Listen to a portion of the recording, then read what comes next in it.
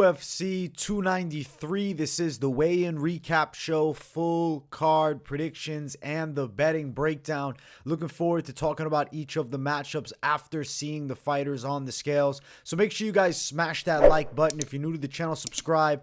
Turn the post notifications on and make sure to share the video as well. And also note, I will be live for the entire UFC 293 fight card, 6:30 p.m. Eastern time on Saturday. Do not miss it. And let's get into the fights. Starting the card off, we have Kevin Jousset versus Kiefer Crosbie. I'm going the side of Kiefer Crosbie to pull off a bit of an upset here. I think that he can make this a dirty fight and give Jousset problems inside of the boxing range, making it more of a dirty boxing brawl. From the outside, I do believe Jousset has pretty decent kickboxing, and I do know he has a judo base that he's going to bring into the fight. And on the inside, if he's able to tie up with Crosbie, potentially look for some throws. But I honestly don't think that the judo base in men's MMA has nearly the same value as in women's MMA. Because the likelihood of throws, for the most part, is lower. It depends on certain matchups. Crosbie is a Bellator veteran, so he has fought at a pretty high level in combat sport.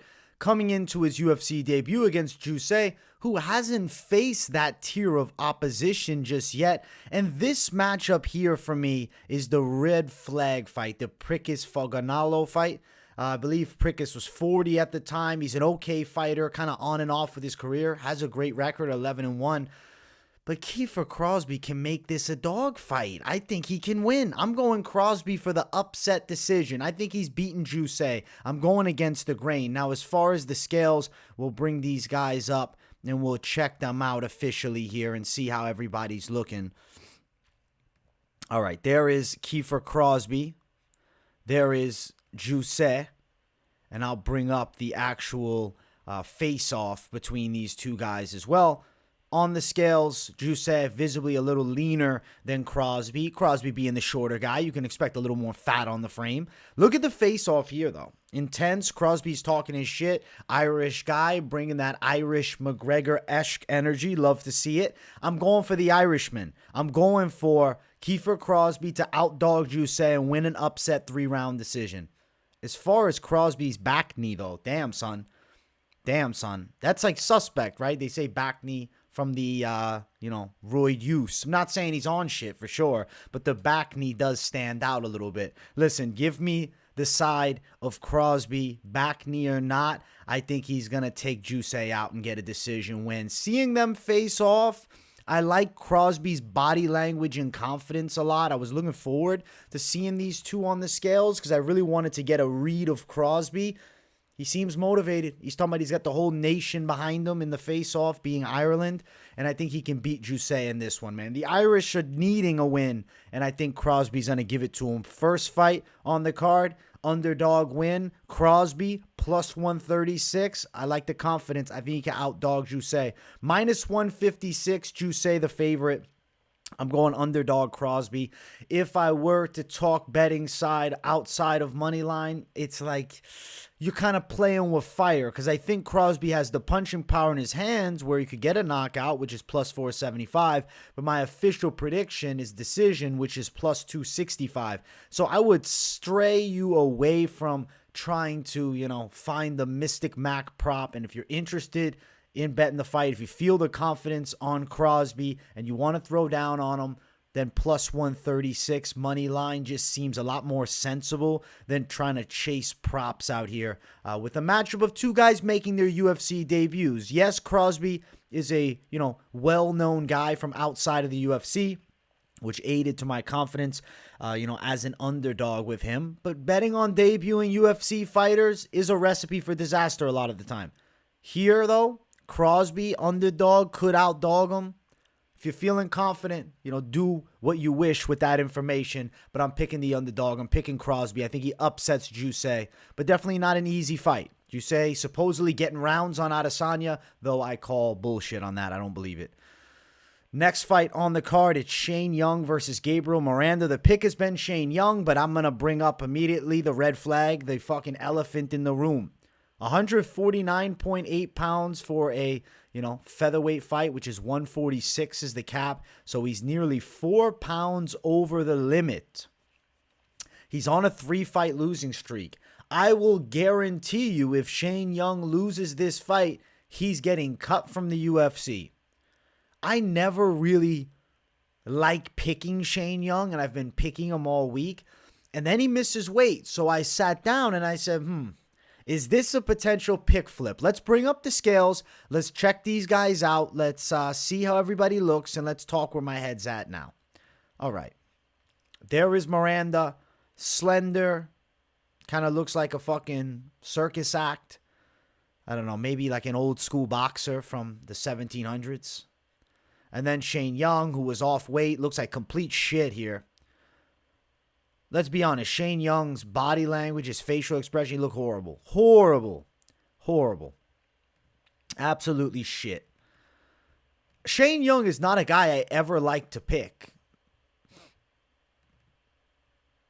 Like, even his fucking facial expressions. Like, I don't know. If I'm picking a fight, and especially betting a fight, that motherfucker is not a guy I want to bet money on. The body language is, I don't want to be there. Whereas Miranda's like, I'm fucking salivating. I can't wait to get my hands on you. Okay, so here's the issue. In Australia, they did the weigh-ins, official weigh-ins, early in the AM hours, like 2, 3 a.m. Eastern time. The fight is 6:30 p.m. Eastern time tomorrow. So that is a lot of time to recover, recuperate, and rehydrate. So seeing, yes, Shane Young look like shit on the scales, he gets an extra half day of recovery as to, the per usual weigh-in in the morning. Next day, you're going to fight in the evening. They weigh in the day before, and it's like 2 days to fight. You have 2 sleeps until the fight. That's a fuckload of recovery time. So I guess we can't base this upon Shane Young looking like ass on the scale. Now, he missed weight. He did still look fairly lean. You can see a bit of visible abs there in this face-off picture. I hate picking Shane Young, but Gabriel Miranda is not proven at a high level of MMA whatsoever. So I guess I have to stick with Shane Young, but I don't want to. If you're betting this fight, fucking the dog side is appealing. Just this is why I'm not flipping the pick. Because look at the opposition for Miranda in his 3 wins as of recent. 8-7, John Zarate. 3-1, Jefferson Moraes. 5-5, Diego Sequeira. At the very least, yes, these are losses. It's still quality fucking opposition. UFC caliber guys. Shane Young fought Volkanovski. So I'm picking Shane Young to win the fight still. But he did look like shit at the weigh-ins. And if the fight was tomorrow, I'd be probably more, I guess it is tomorrow, but if the fight was, not as long away from the weigh-in to fight, I'd be more intrigued by a pick flip. Not here. I'm sticking with Young. Note something. The betting odds for Shane Young opened at -160. We're actually looking at right now -136. So a lot of people are all over the bet on Gabriel Miranda. And I'm going to caution you guys on that side of Gabriel Miranda has no high-level wins. He's unproven at a high level in MMA. And now it's a near even line. If you play Miranda as a bigger dog, I get it. Over 1.5 -205, probably. I think Shane Young could get a TKO in the later rounds and win a decision. On the actual tape that I've seen from Miranda and Young, when I compare their striking games, Young is significantly slicker. Miranda is a tough brawler that comes out a little wild. His chin comes up high. He'll throw caution to the wind. I think Shane Young's takedown defense will be there in this fight because Miranda doesn't have this great wrestling base. Yeah, he's got good jits, but against who? So give me Young for the win. I wouldn't prop it up. I mean, if you want to attack the money line because the value is great at this point compared to where it opened, I understand that. But Shane Young missed weight. His body language sucked. And, not a guy that I want to really bet on consistently. If I had to, Shane Young money line. I have to give you a bet here. I like to, give an idea, everyone. Shane Young money line would be a, potential side, I guess you could say. But, man, Shane Young's not a guy I like backing. I don't want to back him financially. I'll back him with the pick. I see him winning the fight. but Shane Young's not one of my guys that I want to throw heavy cash at. So Young for the win, but note that he missed weight. Note that his body language sucked. He should beat Miranda still. Next fight on the card, we got Mike Mateta Blood Diamond versus Charles Radtke. I think that Radtke is going to absolutely annihilate Blood Diamond when the fight hits the floor. Now, it has to hit the floor. I picked Radtke, and obviously in the breakdowns, I've seemed relatively confident, and I would say I am, but if you watch this week's Best MMA Bets on Wednesday, you know that he was not a name I mentioned in my most confident pick section, simply because this is a UFC debut. Debuting guy against Blood Diamond, who's rather one-dimensional, seems like a sure win, but when shit goes down inside of the fucking cage, Mike Mateta, Blood Diamond, did go distance with Orion Kose, who's a pretty decent wrestler.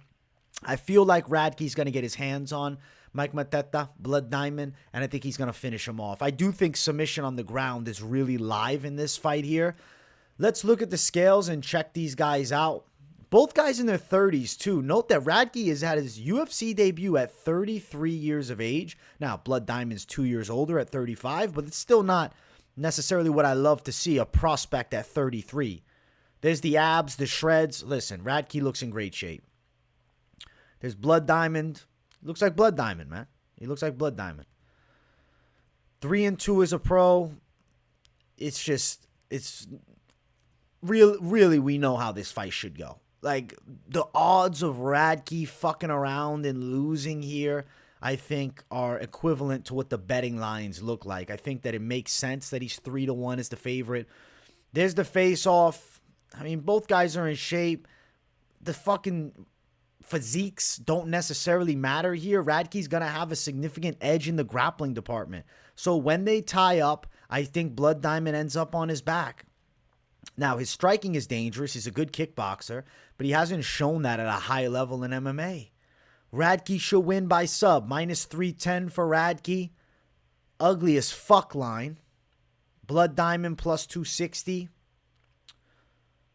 Radtke to win by sub. I've been talking about it all week. It's plus 125. That's kind of unfortunate. I wish it was better. Minus 310 money line is horrible. Radtke beats the one-dimensional Blood Diamond, dude. Like, can we just take a second to look at who Blood Diamond has beaten in mixed martial arts? 4-1, 0-0, 1-2. Bro, he shouldn't be in the UFC. If Blood Diamond wasn't close with Adesanya and he wasn't a city kickboxing guy, he would not be in the UFC. And I think that Radtke has a really capable skill set. So this is a pretty confident call in Radtke. The only, potential yellow flag here is going to be UFC debut for Radtke. But against a 3-2 fighter that hasn't done well in the octagon, seems very winnable for him. So give me Radtke for the win, and I do think he's going to strangle him. I'm going to say rear naked choke. So that sub prop is really live here. Next fight on the card, Nasrat Haqparast versus Landon Quiñones. I like Nasrat Haqparast to win. I do think he'll outwork Quiñones and get a decision. Definitely don't like the betting side here, money line wise, because it is way too wide. But I am confident Haqparast can technically outwork, outstrike, and even outdog Landon Quiñones, potentially mixing in takedowns too, and making it a dangerous mixed martial arts fight for him. As far as the scales, we'll bring them up. We'll bring the scales up here. We'll check these scalios out. All right, scrolling down, we got Quiñones, who at the very fucking least, I gotta say, he showed up with the fucking abs. I don't know, there's like a fucking deep crevice pocket inside of those abs. It's kind of freaky looking, man. Holy shit. But hey, the dude's dangerous, man. The dude's dangerous. You could catch a fucking fist in his stomach, bro. If Haqparast is ripping punches to the body, his glove might get caught inside of that fucking pouch inside of there. Holy shit. Like a damn kangaroo. And then we got Nasrat Haqparast, who looks pretty good as well. Is that Kelvin Gastelum or Nasrat Haqparast? Truthfully, I don't know. And now let's look at the face-off between Mr. Kelvin Gastelum, supposedly Nasrat Haqparast, and Quiñones here. Quiñones was talking his shit, actually. He was like, I'm ready, he's saying he's confident. That's what I garnered. I don't remember exactly. Was it, I'm the best, I'm ready for this, I'm coming for you, something like that. He was mouthing off. He looks confident, man. He's a young dude that has skill, and he should be confident. He's a good athlete, too. Nasrat has so much more high-level MMA experience that he should be able to technically outwork and beat a Quiñones.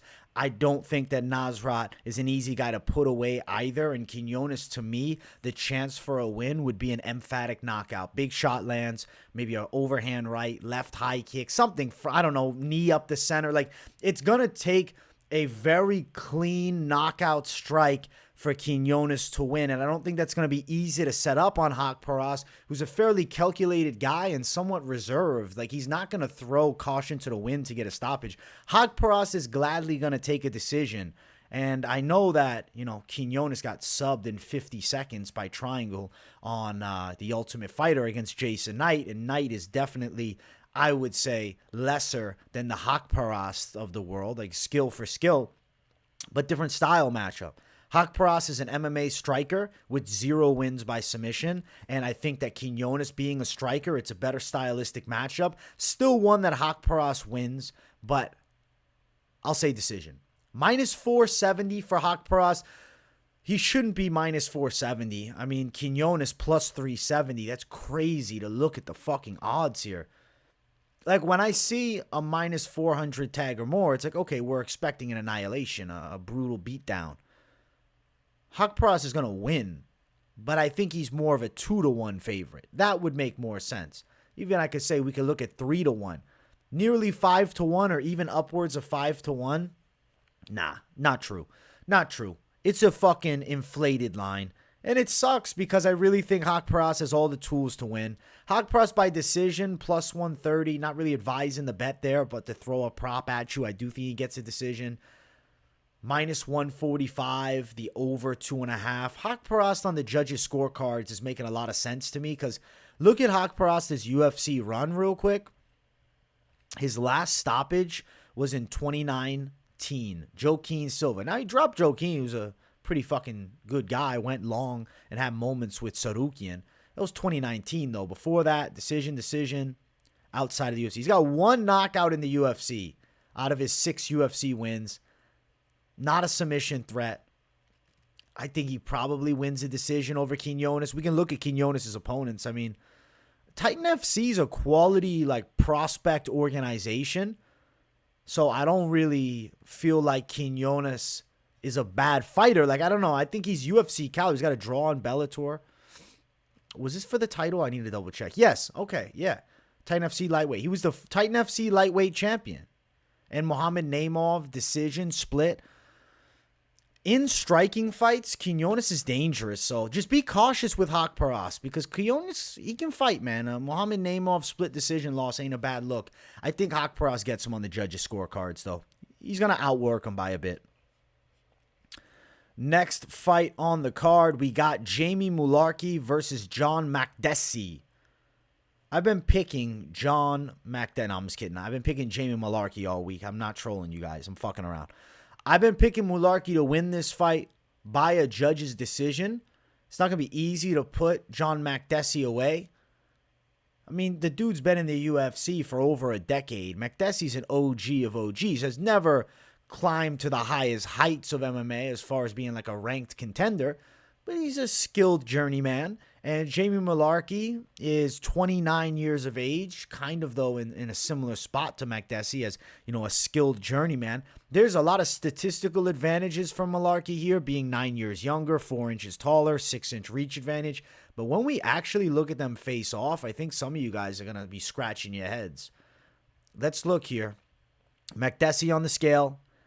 It looks like John Makdessi. What do you want me to say? It looks like Makdessi normally does. Jamie Mullarkey, slightly looking like Frankenstein and a scarecrow in a mix. So, I don't know, is it intimidation factor might be fucking coming through in the fight? Because he's, a little scary to look at sometimes. I like Jamie Mullarkey's look, though. It's a badass look. It's a menacing look. And then we got the face-off. And this is going to be confusing. So, 6 feet. Jamie Mullarkey's in shoes. John Makdessi's in slides. I paid attention. I dug into it because I said, what the fuck? There looks to be an 1.5 inch height difference. So either John Makdessi is 5'11", 5'10", or Jamie Mullarkey ain't 6 feet. I don't think Jamie Mullarkey's 6 foot. I think he's rounding up. I think he's 5'10". Makdessi might be 5'8.5", 5'9", maybe. He ain't that tall. The reach is still an advantage. But when I saw them face to face, I will say my confidence in Mullarkey that I had, like, it dwindled down a little bit. He's just not a guy that I want to be backing significantly. I think he's a parlay piece. I picked him as a most confident pick on this week's Best MMA Bets. So tape study wise, it's confident call. Statistically, it's a confident call.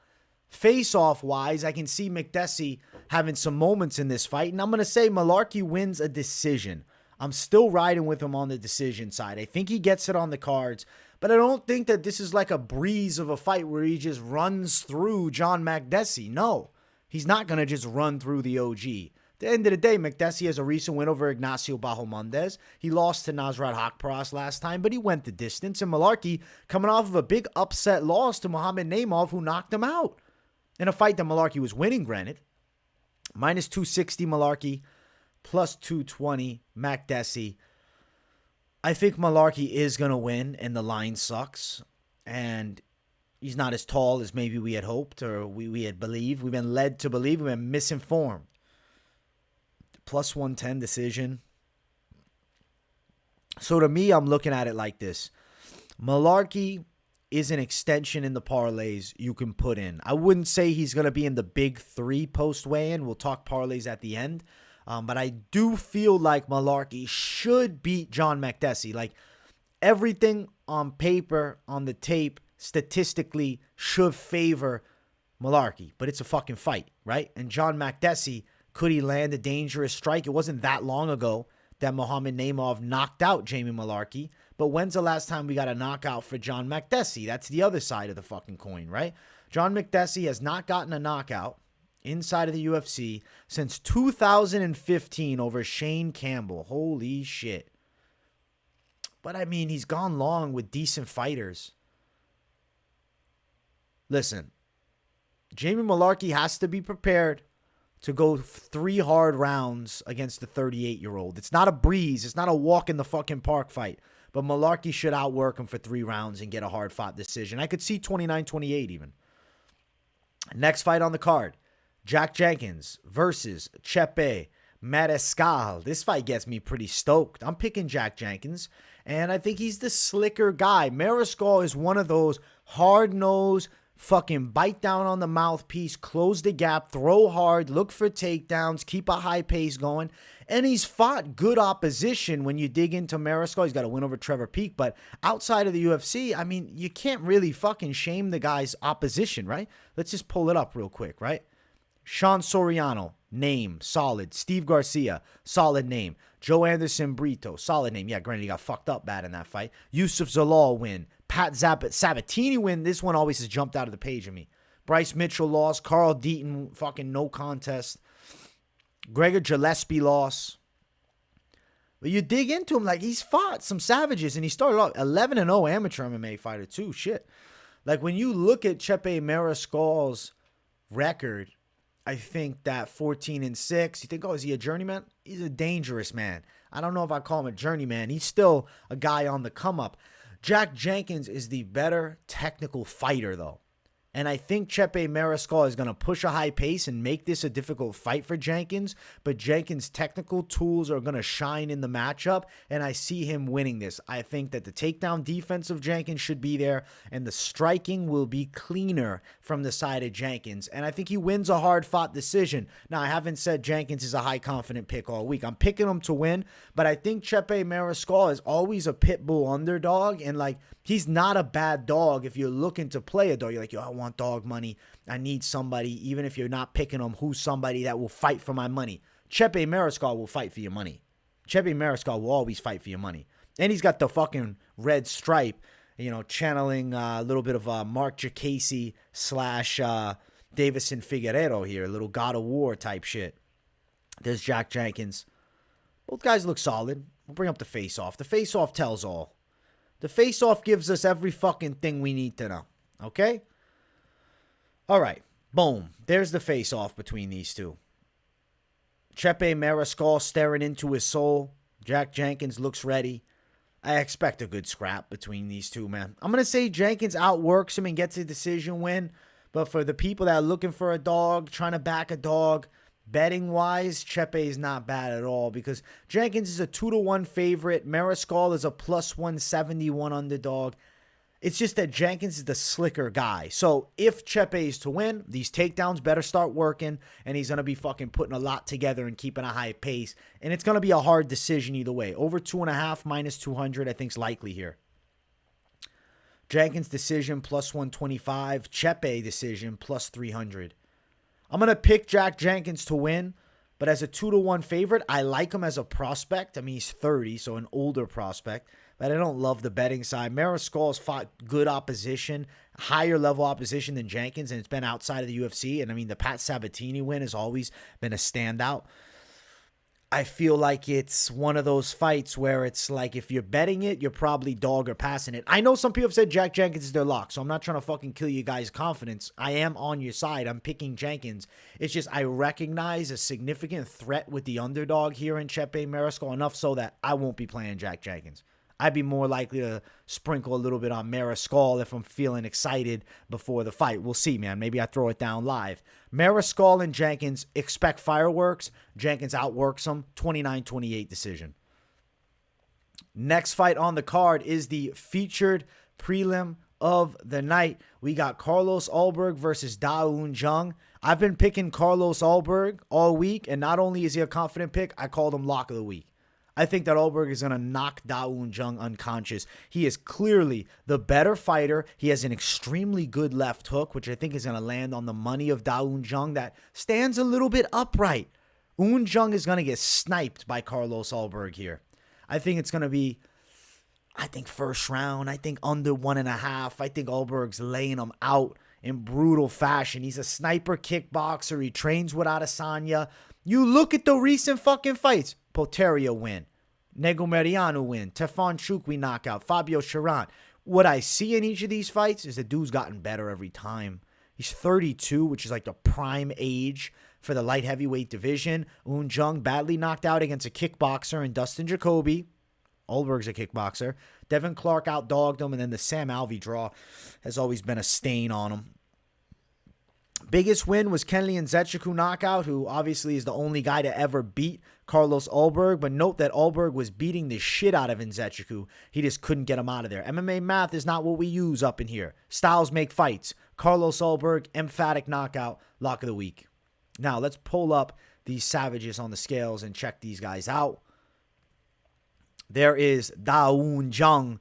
I got to say, he looks in very good shape, and he seems prepared for this fight. I don't think it'll matter, though, because he's taking on Black Jeg, Carlos Ulberg. There's Ulberg. Looks solid. Long, tall guy. Slick kickboxing game.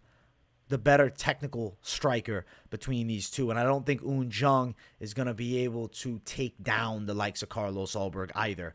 There's the face-off. Both guys are very tall. Similar heights, man. Pretty much looking eye to eye with one another. Frame for frame. Respect on both sides. This is not about the physiques. This is not about the frames. This is about the fight. And what I know is that Carlos Ulberg is better technically. He's clearly faster and more precise. And he's also more explosive. He's going to lay Da-Un Jung out. Probably first round knockout. That's going to be my official prediction. Carlos Ulberg, yeah, it's not the greatest lock of the week tag ever, but I'm looking to win. Minus 260 for Ulberg to get it done. Little wide on the money line, but likelihood is high.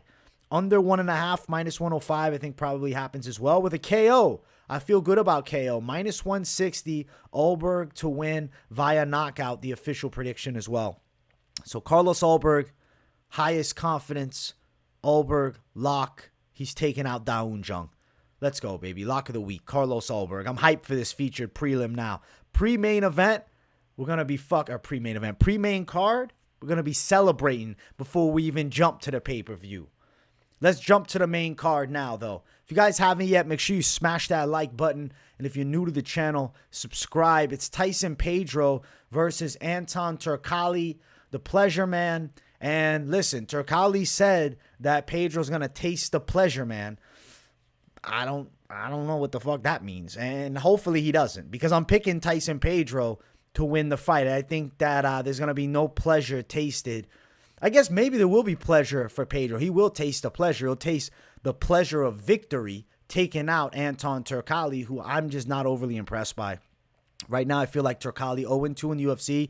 You can say they gave him killers. I'll agree. They gave him some savages, but I don't think he beats Tyson Pedro either. He's got a nice win over Ibu Aslan that always stands out, but still, Aslan's unproven at a high level. He's a scary prospect that hits hard and just won on the Contender Series, but he's not Tyson Pedro. Pedro's been in the UFC a very long time. He did take a bit of a hiatus, got 2 back-to-back wins, looked like shit against Modestas Bukauskas last time, yes, but he had stomach issues, I've heard, and, he wasn't in that fight mentally, still went distance, still had a couple moments, still landed some takedowns.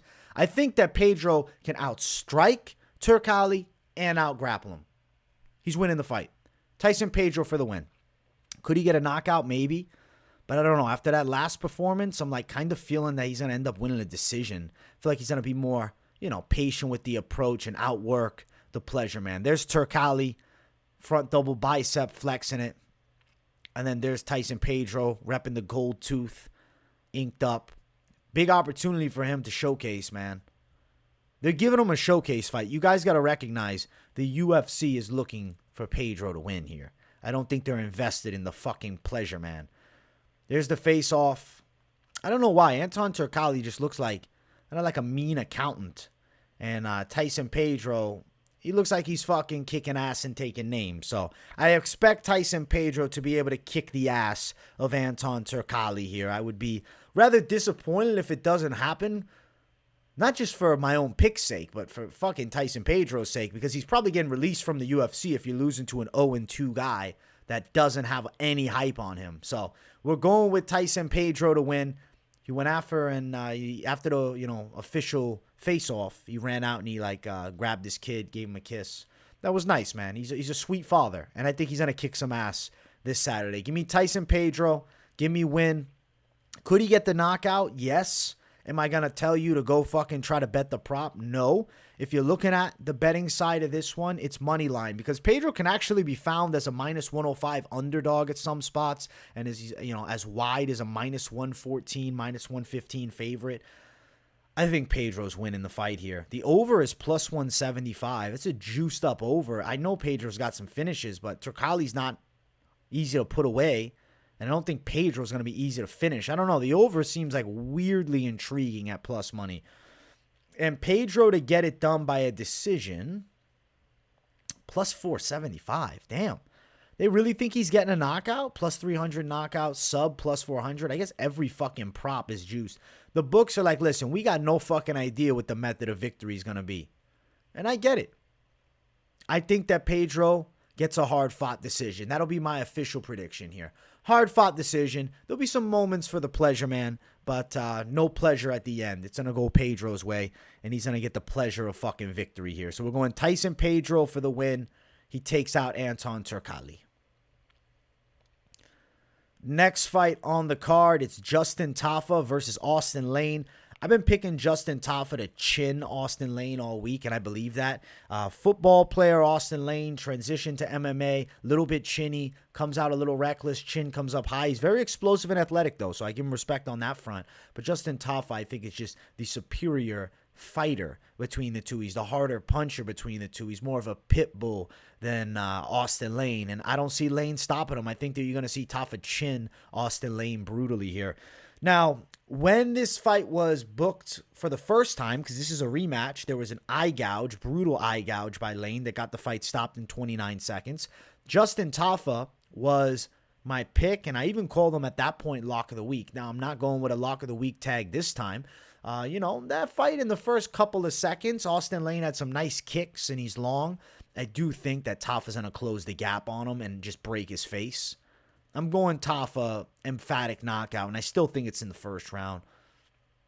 There is Austen Lane, who honestly, man, just does not have an impressive frame at all. It might be the ink covering up. I don't know, man. It's not a fucking impressive look whatsoever. Now, I'm not saying Tafa's winning no bodybuilding shows, but a little more fucking thickness to him, at least, for fuck's sake. I think Lane's going to bed. Lane's going to sleep. It's a knockout win for Tafa here. It's not a matter of if to me. It's a matter of when. I'm thinking first round. There's the face-off. Yes, Lane is very tall, but he's a skinny guy, and I think the chin is going out. Lights off. Tafa hits the button, puts him to sleep, man. Tafa for the win. He's taking out the football player.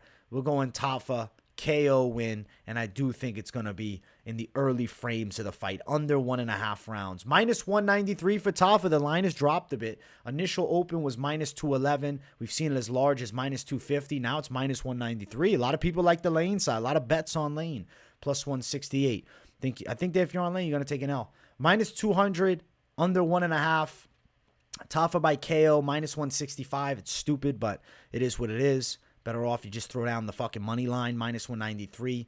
30 more points up instead of, I mean, he's going to get the knockout, though. It's like risking it for the knockout. He's going to get the knockout. It's just on the off chance that somehow he doesn't get the fucking knockout and he wins the decision, I'd be pissed. But he should probably get the KO. So that's why it's a shit line, because if he's to win, it's a KO win. I think Tafa is chinning Austen Lane in brutal fashion. I don't think this is a close fight here. I don't.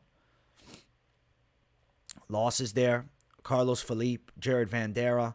Got some okay wins here, and then the Lane fight again. I don't know, man. I'm just not sold on Austen Lane. I don't buy the hype.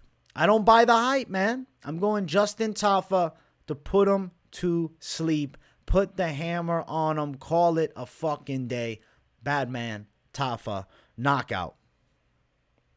Next fight of the night is our featured bout. It's Manel Kape versus Felipe dos Santos. Listen, this fight's good. Felipe dos Santos, Manel Kape.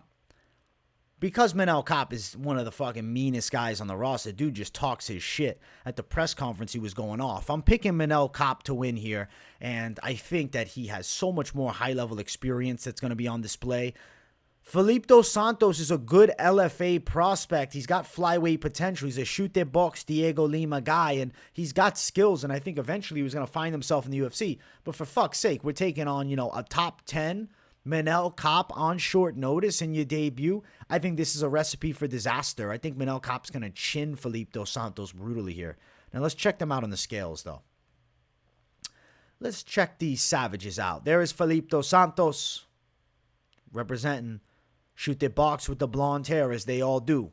Manel Kape with the front double bicep looks in good shape. Manel Kape looks like a nice guy there, but, dude, he's one of the meanest guys on the roster talking his shit. Manel Kape doesn't fuck around, man. He's an asshole. That's what I like about Manel Kape, though. That's why I'm a fan. That's what I look for with him. Face off. Look at this thing. Nose to nose. Kape shit talking him. Right in his fucking grill. Giving him no space, no respect. And he's not going to give him respect in the octagon either.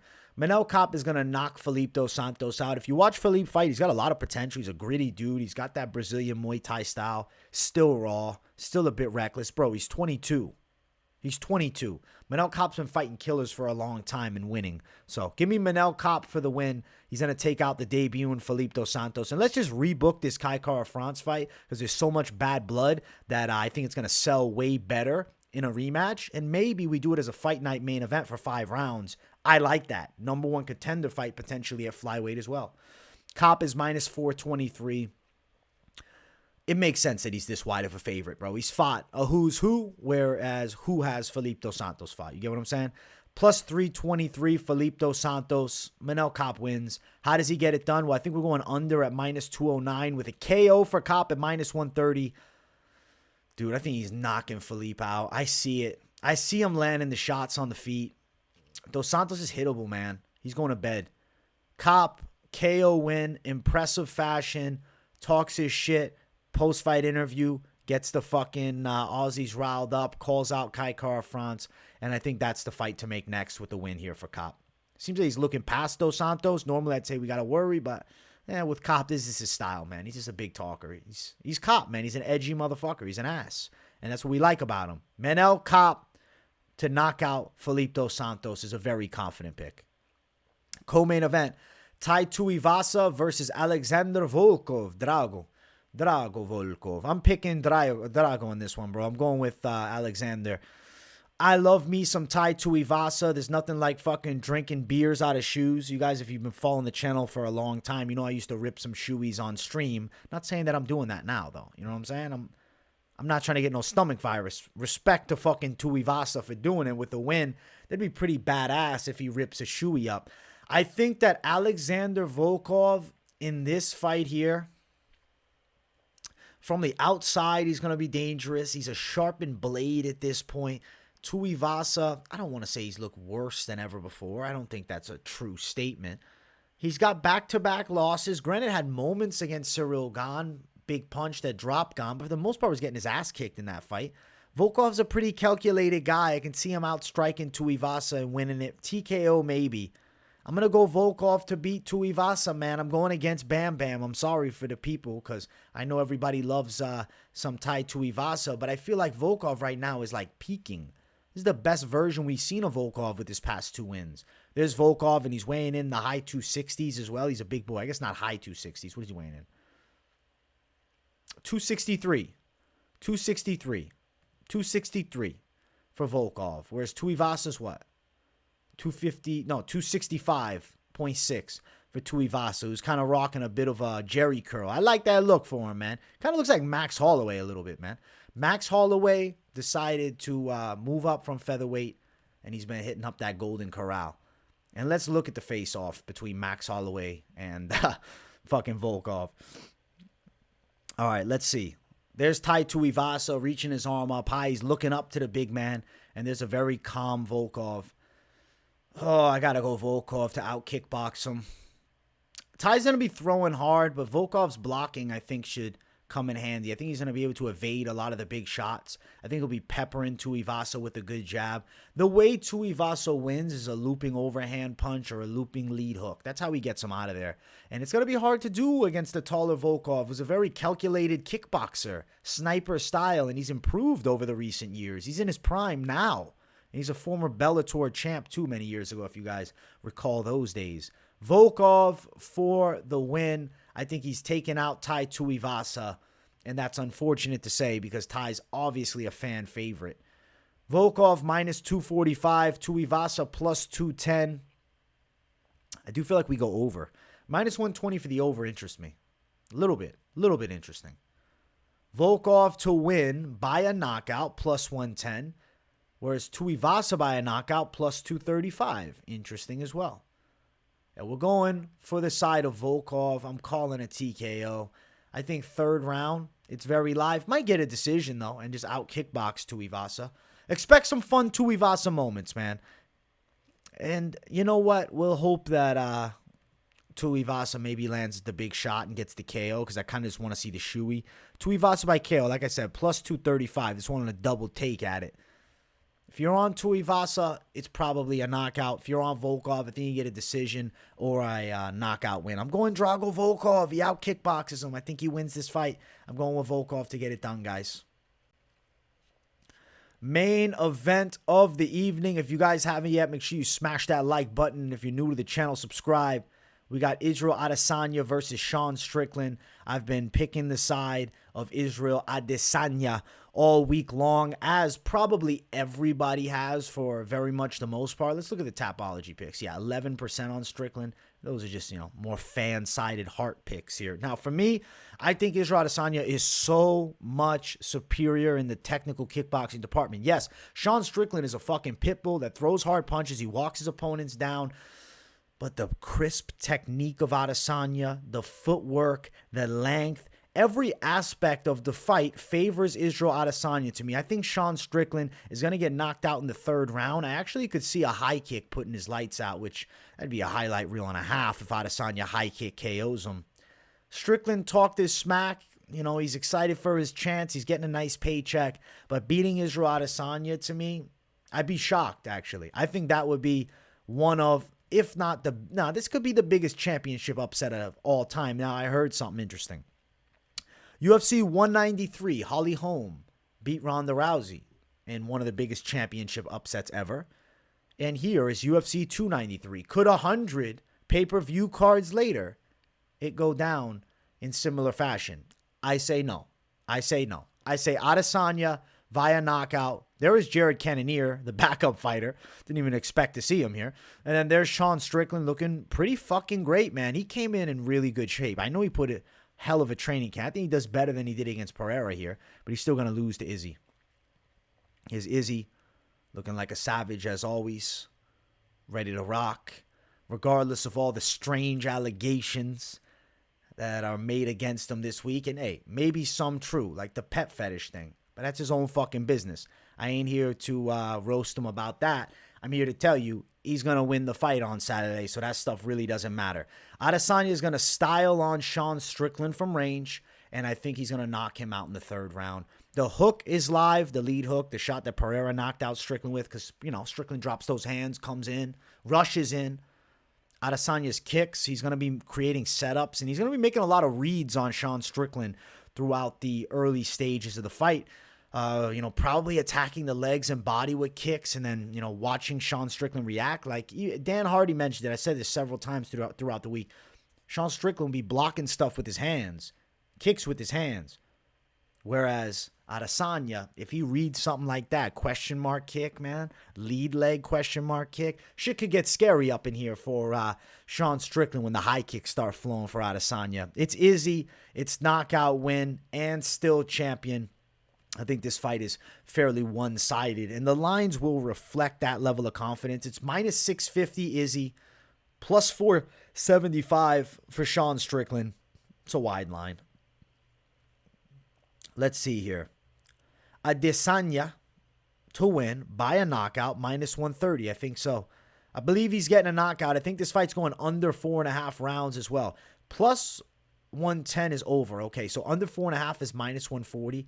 I think that's accurate.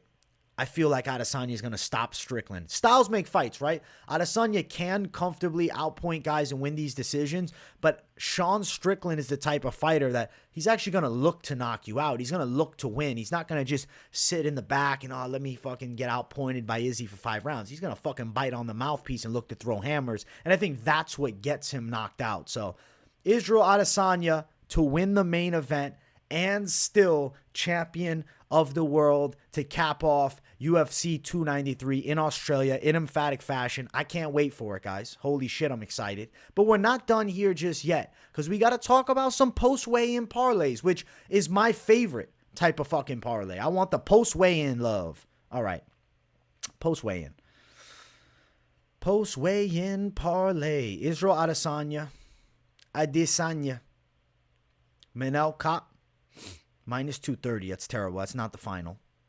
Carlos Ulberg, minus 105. I believe these 3 fighters are going to win, and I think they should all win convincingly. It's minus 105, and it's going to end up happening. Now, if you took Manel Kape out, you got minus 176. I still think this is very likely too, and I know it's an ugly tag. Oh, bro, it's minus 176. But look, minus 278 Ulberg. Now you add in Izzy, who I feel real good about, and you go from minus 278 to minus 176. So I don't think that's a bad call by any fucking means.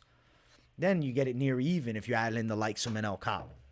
These are the big 3 that I lean you towards with trying to throw together your parlays. This weekend to me is not the weekend to go for chaos. Like, we can try a little wild shit, throw in the likes of, Justin Tafa to pull this off. You threw in Tyson Pedro as a dog. Now you got plus 485.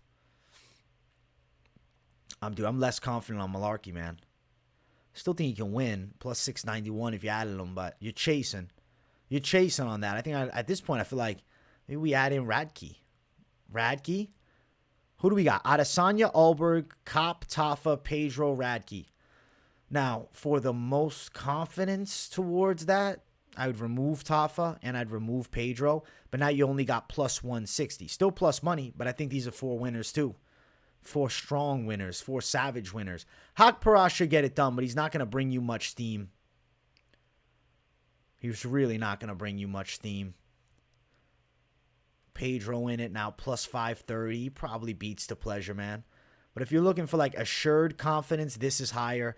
Pedro, I think he wins, but it brings in a little risk. Same with like the likes of Tafa. Mullarkey should get it done, but like somebody's going to end up fumbling. This right here is a very fucking risky parlay. Because you can see I don't think it's the big three at the top or even the big four or even the big five. I see the last three pieces of this parlay are where I feel a little bit concerned. Like, ooh, some red flag type shit.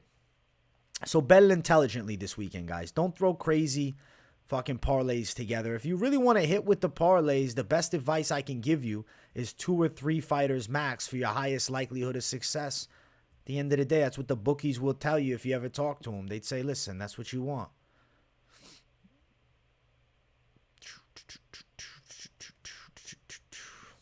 Plus 837, Crosbie, Adesanya, Kape, Ulberg, Pedro.